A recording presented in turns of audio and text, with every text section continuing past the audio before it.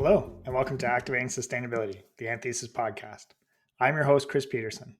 We hope that you're all doing really well.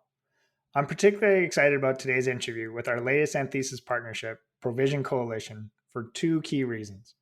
First, as an organization, they really exemplify the Anthesis spirit of activating change, facing up to the scale of our challenges, and ultimately making sustainability happen. Second, they're at the forefront of addressing the many challenges we face on food and food systems that we really need to address over this decisive decade.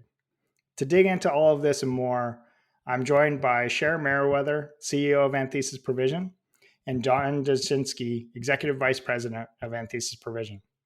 Thanks so much for joining the podcast. Hi, Chris. Great to see you. Yeah, pleasure to be here, Chris. Wonderful. Well, maybe to jump in, you could just help us to understand, why is food such an important focus for the sustainability journey and efforts? You know what? The food system is such a critical piece. We actually see it as core to, if we're going to get sustainability right, we've got to get food right first. And there's some really important stats that we like to point to on a global level. One that says the food system is the biggest source of greenhouse gas emissions at 33%. The second is that the food system is the biggest cause of biodiversity loss at 80%. And the third is that the food system is the biggest user of water at 70%. So when we think about that and environmental sustainability, and then we realize that the food system is actually the most vulnerable to those very factors, that's what we've got to get food right. In addition to the fact that we need to feed ourselves. Yeah, and I think that's what I would add here, Chris, is, if we can't get food right, then there's not much hope for all the rest of it. Yeah, we can have other sectors, technology, manufacturing, all of these are really important. But at the end of the day, you can't use your iPhone if you can't eat. And we have to recognize that food lies at the bottom of every other system in the human existence and in the natural world. So we have to get food right. And there's a lot to do. It's so interesting hearing just the scale of those environmental impacts, and curious if there's also that kind of social element that comes in. Do you see, like, the same way that we're seeing kind of the environmental justice discussion, is that coming in on the food side as well? Absolutely. When we think about the food system, the equity and diversity inclusion is really key to it as well. We know that people are the heart of any business. And right now, I would say historically, we've seen the food system really looking after their people in a transactional way, where it is about, show up, do your job, I'll pay you, as opposed to, how do we work together and regenerate and make it exciting to work here, create positive impact, and change the world. That's where we're seeing the shift that we need to go. Yeah, the food industry, if you think about jobs in food, from picking fruit and veg in the fields all the way through to manufacturing, often in sort of cold, wet environments, it's not traditionally been the place that many aspire to work. You work in food because you have to work in food, or you work in food because it's an entry level. And we see that particularly in North America. Food is one of the highest represented industries for new arrivals into the country, for new immigrants. And so there has been, as Cher said, this kind of transactional relationship. It's very much a stepping stone to somewhere else. And as a result, we've created this system where there's, I would say, a bit of a disconnect, and Cher, jump in on this, between the leadership of the companies and the people who are actually doing the work on the front lines. And it's been really interesting to see how in the last couple of years with COVID, we've begun to recognize the importance of our frontline food manufacturing workers. We saw the headlines when the food companies were struggling to keep open because of the pandemic. And you start to recognize at that point that actually people who make our food in relatively difficult conditions, A, we need to take better care of them, and B, we need to recognize that they are really, really important people in keeping our societies and our economies running. Absolutely. And if we look at agriculture, the immigrant workers are so key to keeping that alive. And we have often seen that it is the very fact that people don't want those jobs in North America. And that's a problem in and of itself. All right, well, maybe that's a good spot to kind of transition to what you see as those key challenges within the food sector. Yeah, got it, Chris. So the first big challenge is waste. The food industry in North America operates at about 50% waste. That means about half of everything we grow, process, manufacture around food in North America gets wasted. And globally, Cher, that figure's about 30%. Is that right? It's about a third, yeah. Yeah, right. So just pause for a minute on that. Can you think of another industry, another sector in our economy that operates at that level of waste? Because I can't. And it's fundamentally unsustainable as we look at how we achieve feeding a planet that has 9 to 10 billion people on it. If we're throwing away half of all the food that we make, and as we said, globally a third, then we're having to overproduce at massive levels to be able to feed the people on the planet. So the first thing that we have to look at is waste. And we'll talk a little bit later, I'm sure, Chris, about some of the stuff that's going on in terms of how to address that challenge. But the first big challenge that the industry is facing is the waste issue.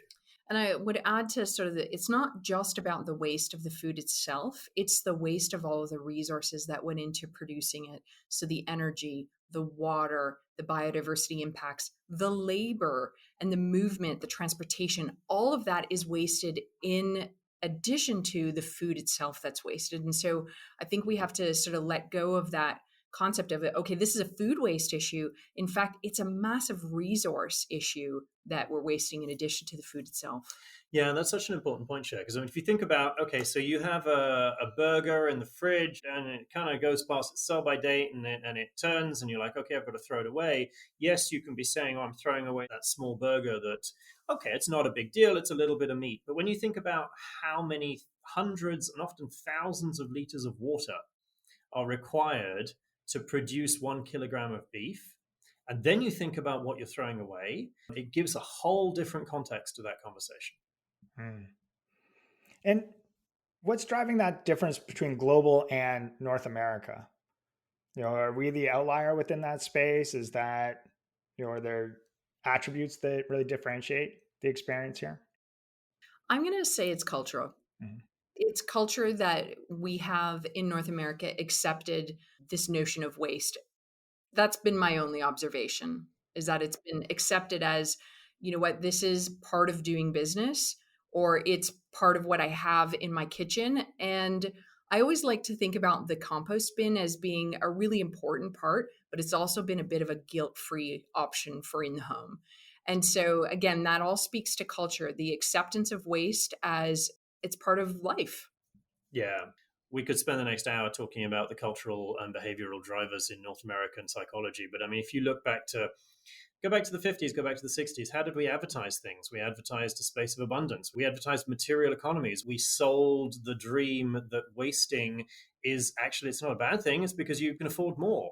And I mean, how many of us have had a perfectly good iPhone or a perfectly good something? It still works, but we want to go and get the next one. It's something that we've all bought into. Yeah. And as far as food, look at the portion sizes that we provide in North America versus the portion sizes that are provided in other countries.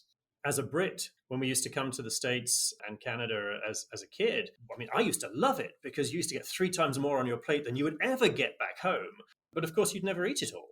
Yeah. So, and talking about a child, like I remember being frustrated with my mom for giving me a reusable water bottle when all my friends had a juice box, right? And so that notion of waste was inherited even growing up, right?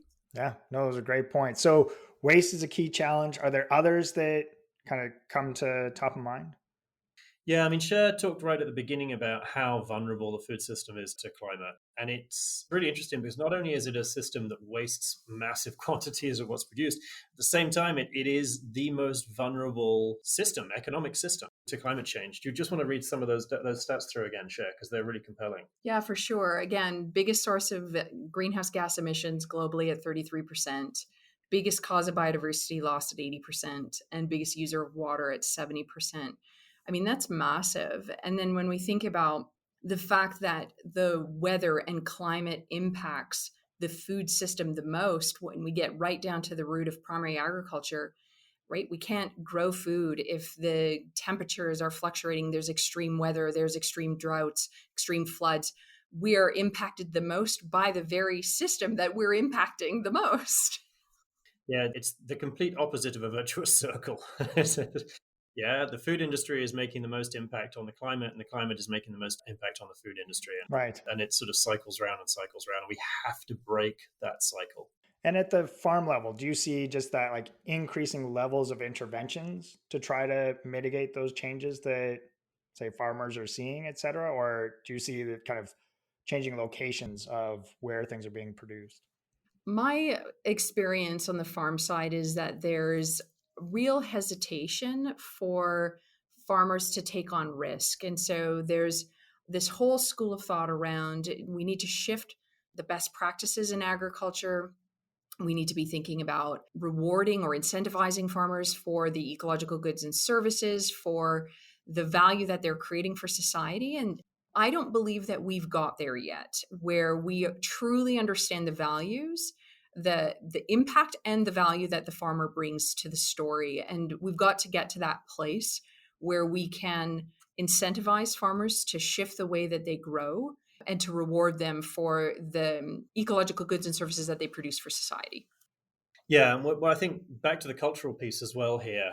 Agriculture is going through something of a revolution right now.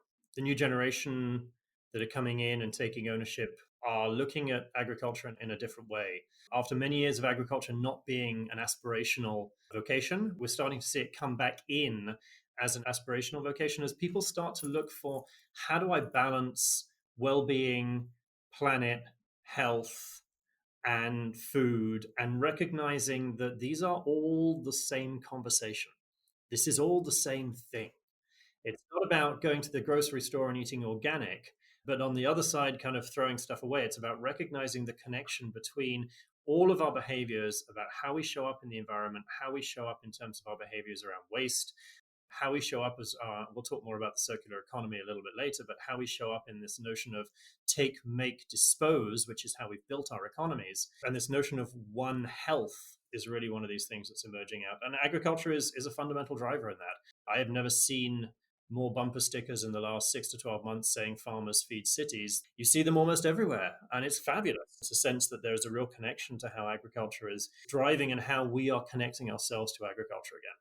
And I think the general awareness at a consumer level, and I'm going to give credit to COVID doing this, of this awareness of how food equals health equals planet health, right? And going back to what Jon talked about in terms of that One Health, I think for the first time, people realize that their own health and wellness is driven by the food that they put in their body, which is driven by the health of the planet that grows it. And we're shifting what's important to us as a society. Yeah, and that takes us seamlessly to supply chain, of course. Because again, thinking about one of the big challenges, what is the big challenges? Well, we've created a supply chain within the food industry which is fairly uncooperative. Various pieces of the supply chain don't like to talk to each other, where you have a very large number of relatively small suppliers. 95% of food manufacturers in Canada, and I think the stat's similar in the States, is that right, Cher, are SMEs. Yeah. And on the other side, they are selling to a very small number of retailers. So you've got a kind of a fundamental imbalance in the market economics of that particular piece of the supply chain. And you've got distrust that's grown up in the supply chain.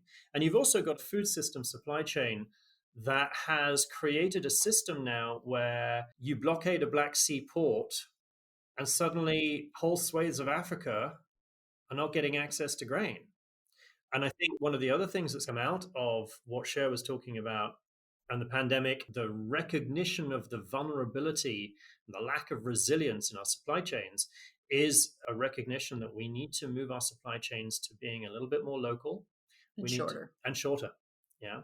And to not depend on things happening all the way over the other side of the world, over which we have very little visibility, transparency, understanding, and certainly we have very little control.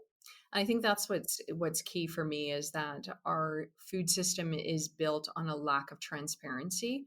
And so it is not uncommon for a processor or a manufacturer who's sort of in the middle of the chain to have no idea where their products come from, how they're made, where they come from, what's in it. It's just I need that, so I'm going to put it into the product. And the movement now is to understand all of that lineage and where does it come from? How's it made? Where are the details? So we need to build that transparency into the process so that we can start to see the trust coming back in the food system. So I'm super keen to jump into how are you approaching those and solving those challenges. But are there any other kind of key challenges that stand out to you? Well, we've touched on people. If you talk to anybody in the food industry right now, they'll tell you their biggest challenge is labor.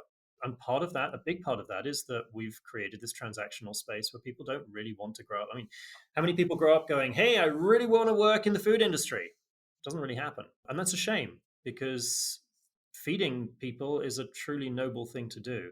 So we have to reset that as well and create a space where you can and should be proud to work in making the food that feeds your communities, particularly if you're doing it in a way that's sustainable and is making a social impact.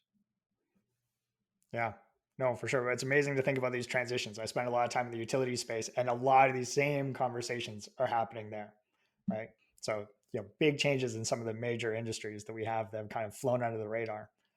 So, one piece that I'm ecstatic to dig into with the two of you is kind of the reputation, the achievements, the work that you all have done to actually change the way the industry views these challenges and how they approach them, and the way that you have kind of methodically implemented various practices that have led to activating the industry, reducing impacts, et cetera. And would love to kind of hear from the two of you in terms of what does that journey look like? What are some of the key lessons from that?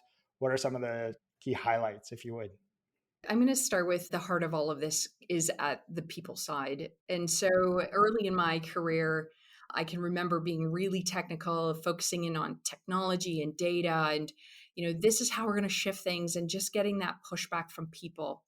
And it became very obvious to me that until we are able to shift the mindset and support people through change, because change is hard and people hate change, that we are not actually going to get to those wonderful technical and data-driven solutions.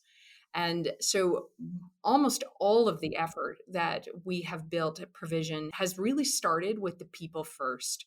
So how do we get clear on why we're doing what we're doing, helping companies figure out their purpose, helping them figure out how to engage all of the people in the organization, not just the C-suite. Of course, we have to start with the C-suite because we need to have that buy-in in order to drive it through the organization, but recognizing that it takes the entire organization to be on board. How do we support through that change? How do we shift the mindset?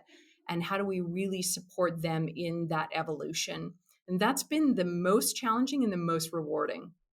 I mean, we've just talked about a status quo that's unsustainable, Chris. The only way we're going to be able to achieve the kind of impact we need to achieve in the next 10 years and beyond is through people, millions of them. And change is fundamentally a human endeavor. It's fundamentally about shifting the way people think. And if you think about some of the things that we've done, really powerful, successful behavioral change. I mean, go back 40 years, nobody used a seatbelt. Yeah. Go back 40 years, smoking in offices was a thing that we did commonplace. We know how to change mindsets and attitudes. We've done it before, and we will continue to do it again. We did it collectively through COVID in a way that was unprecedented. And we need to keep that level of unprecedented human change and mindset shift if we are to have a hope of leaving a planet to our kids and our grandkids that resembles the one we live in today. So the technical piece of this is absolutely fundamental, because you have to build this on good science. But just go back to some of the moments in the last 10 to 15 years where we've moved the needle collectively on awareness of climate change. It wasn't when the UN published the Sustainability Development Goals. It was when Al Gore put out his film. It wasn't when the UN did X, Y, Z, or when we created a new technical solution. It was when Greta got up and had a rant. And it's the balance of the science and the technical solutions with a fundamentally human-driven behavioral change understanding. We have to bring these two pieces together. And science has come a long way. In the pandemic, we keep talking about it. The radical acceleration of the understanding of how to do science communication during the pandemic to achieve behavior change. So science, communication, change, those three pillars, those three steps, if you like. The world moved on leaps and bounds in the last 3 years of figuring out how to connect those three. And in the sustainability space, we need to take a leaf out of that book. Because if we can think that we're sort of business as usual now is going to get the impact we want in 2030, it's just simply not going to happen. So to Cher's point, this is about people, and it is about mindsets, and it's about recognizing that you can lead somebody to the bottom of a mountain and tell them that the world is so much better at the top of that mountain, give them the route to get to the mountain, and watch them not climb it. Yeah, absolutely. I'm going to put the two of you in the uncomfortable spot of bragging a little bit because I'm proud of what you've accomplished and would love to hear you kind of unpack a little bit. How do you take that from the 50,000 foot, yes, like we need to do this, to how have you actually accomplished that? You know, using the Canadian food system as maybe an example of the work you've done. So, the food loss and waste prevention work that we did in partnership with the Center for Food Integrity, the Walmart Foundation, and Second Harvest was all about understanding the magnitude of food waste that was happening in the food system, particularly in processing and manufacturing. We wanted to understand why food companies would tell us, I don't have any waste, I divert it all. It goes to livestock feed, it goes to compost biodigesters. And reframing that question to why are you diverting? So we went in, we did a deep dive assessment in partnership with EnviroStewards, 50 food companies. The average amount of waste that we found was the equivalent of $228,000. The magnitude of greenhouse gases, energy, water, all of that, the calories that were lost, we assessed all of that. We're now supporting those companies with, did you implement what we found? And if you didn't, what do you need to make it happen? Supporting them with change management training, supporting them with the technical expertise that they need to implement. So it wasn't just about, hey, there's a problem, but support you with actually implementing the solution so we can achieve the real impact that we want to achieve. We're now building on that, Chris, by prevention is the first stage here. And I'm talking about food waste. The prevention is the first stage, but there are many, many food processes that require other ingredients to be transformed. Great example is when you make beer. When you make beer, you need grains. And at the end of the process, those grains are spent. Yeah, they're not used in the final product. So they're what we call an unavoidable byproduct, but they still have a lot of nutritional value. So in the last couple of years, we've been focusing as well as prevention on how do we increase upcycling, which is taking those waste byproducts, of which there are more than 10 million tons a year generated in North America, that, as Cher said, are currently wasted or diverted. Yeah. And how do we keep those ingredients, because they are ingredients, they're not waste, in the human food system for as long as we possibly can? So instead of saying, oh, those spent grains are going to go off to some animal feed and it's fine, makes for some happy pigs, great. What about, can we keep those grains in the human food system? Can we turn them into bread products? Can we do other things with them that will turn them into human food? And so on the upcycling side, we've been piloting a project now for a couple of years. And we just published the results actually just a couple of weeks ago, which showed that with a relatively small number of companies, we were able to find new homes for about 10,000 metric tons of food that, as Cher said, was previously not being kept in the human food system. And what that demonstrates is the potential here. Because the other thing that those 10,000 tons generated was value to those companies, roughly around about $10 million of new revenue value every year by selling those products rather than having paying somebody to come and pick them up and take them away, which is what you do when you waste them. So lots of opportunities in this space. Prevent first, and then once you've prevented all the food waste that you can, and let's just note here that prevention of food waste has a 14-to-1 ROI on it. Every single dollar you spend on preventing food waste in the food system has a 14-to-1 ROI. And I don't know many other things in business today that deliver a 14-to-1 ROI other than calling up people who run BlackRock and asking for a blank check. Yeah. So it's a really powerful way for businesses, particularly at this moment where businesses are being squeezed by increasing input costs, by inflation, by all of the challenges that the industry is being faced with. Prevent the food waste, get a 14-to-1 ROI. And then the second thing is to upcycle those byproducts into new ingredients. So that's some of the stuff that we've been doing in that space. And we're working to create a national infrastructure around upcycling, firstly in Canada and then in the States, so that every player in the food system, be that primary agriculture, farmers, processors, are able to tap into the opportunity that upcycling represents. I think that 14-to-1 ROI speaks so highly to what you've been saying throughout, right? That mindset shift is so fundamental. And I think so often we think like, well, if there's an economic value, the business commercial logic will kind of balance that out. But I think the 14-1 is a great example of just how influential that mindset is, right? Of like, well, that's just waste, as you said earlier, Cher, around that. Yeah, and you don't even realize how impactful it is to the employees who see the waste. They are frustrated by seeing, perfectly good food fall off the line and be on the floor, and then they have to actually clean it up afterwards. And so many of the employees that we talk to are frustrated with the company because they're wasting. And so there's also the human engagement component of, we see this as a problem, help us fix this. And then the employees are excited about being part of the solution.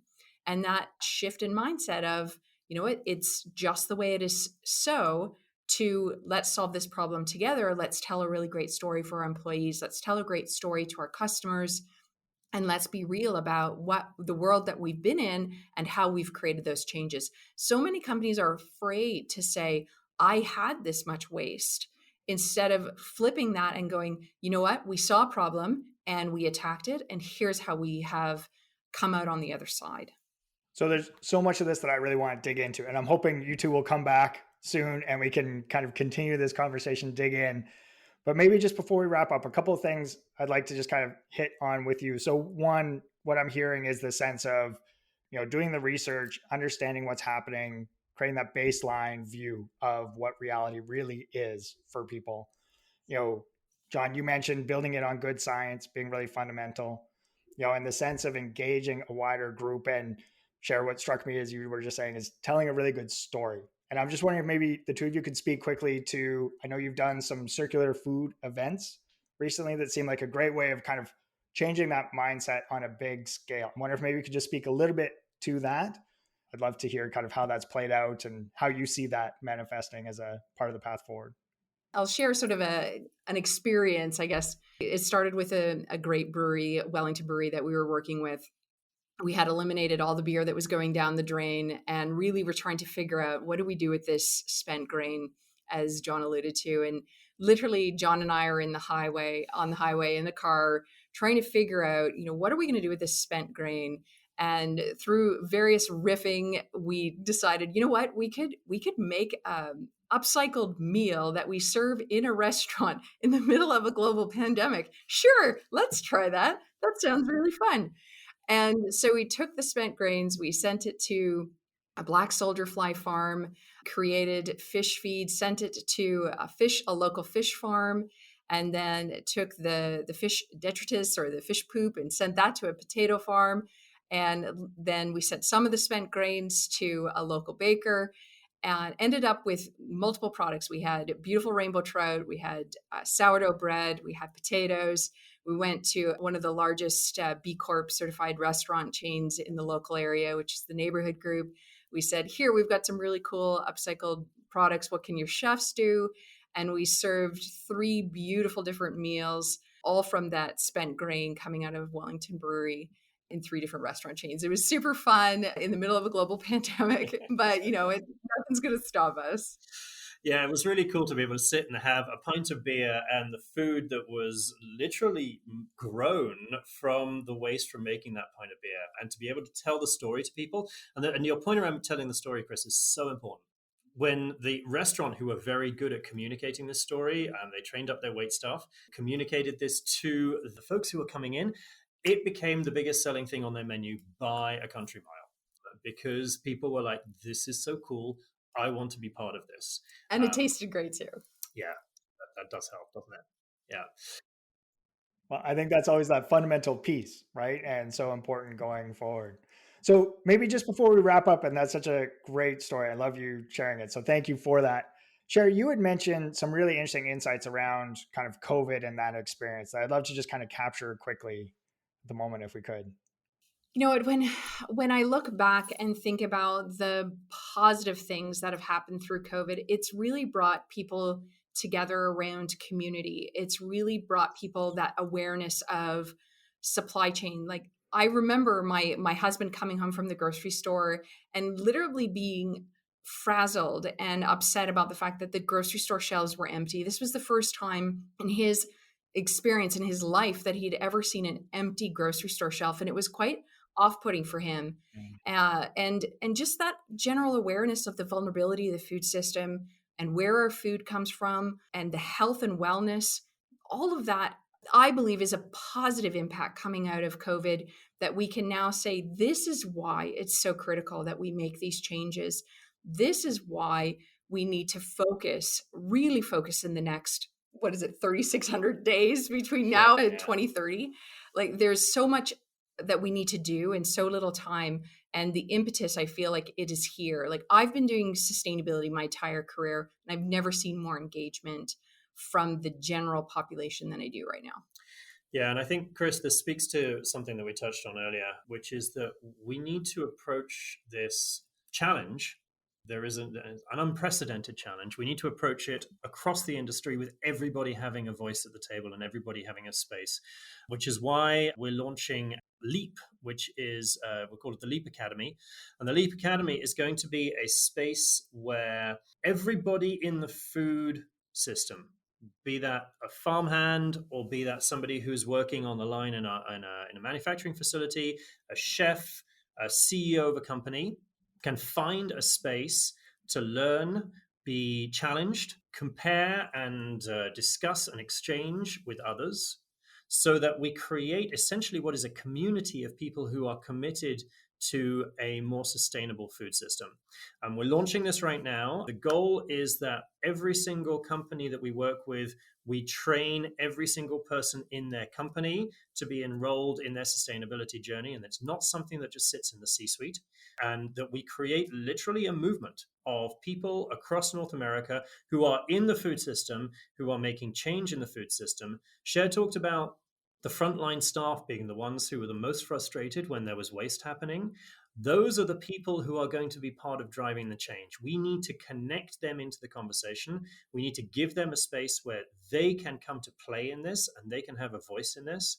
And so that's what the LEAP Academy is all about. It's a training and a community space that we're launching just at this point for the food industry. There may be applications of it beyond the food industry, but we want to create a space where everybody in food can have their opportunity to be part of figuring out how we feed tomorrow's communities sustainably. And that they're part of the impact, part of the solution, right? Yeah, I love it. Cannot wait to hear more about it. Definitely need to have you come back and unpack that a little bit further. Sounds incredibly ambitious, but having spoken to you both a number of times, dug into the Provision Coalition and the merger with Anthesis, know that you have all the skills to make it happen. And I'm grateful for kind of the ambition and the drives down the highway that the two of you take from time to time. So thank you both so much for joining today. Really appreciate it. Appreciate the time and look forward to connecting again with you soon. Thanks, Chris. It's been fun. Thanks, Chris. See you soon. And thank you all for joining. You can find links to a number of the resources and case studies we talked about in today's podcast in the show notes, and can reach Cher, Jon, or myself via first.lastname@anthesisgroup.com. Thanks again and take care.